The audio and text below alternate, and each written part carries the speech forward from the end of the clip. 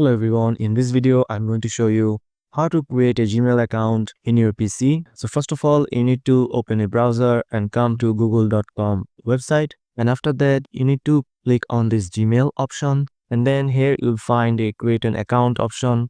So just click on create an account. Then here you need to choose for my personal use, or you can choose for my work or business, but I'm going to choose for my personal use. Now you just have to give your first name and the last name is optional. So I'm just going to give my channel name here, then click next. Then here you need to provide your birth date and also gender. Then you just need to click next here. And you need to put your username. You can use your own username. Then click next here. If it shows that username is already taken, you can choose from the available option here. So I'm just going to choose this. Then click next.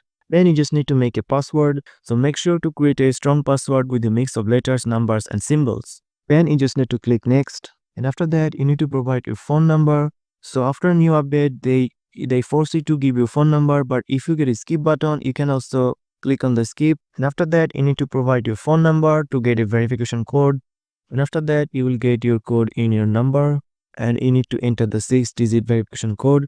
So it will take some time to get the code, and after receiving the code you just need to enter the code and click next here. Then it will show you to enter a recovery email. You can also add a recovery email for your safety, but I'm just going to click skip. But you can also click skip to do this later. Then you just need to confirm the settings and agree with the terms. So just click I agree. And after that, it will log into your new Gmail account. And now you can do whatever you want to do with your Gmail account. So that's it, guys. If you found this video helpful, please subscribe to this channel and thank you for watching.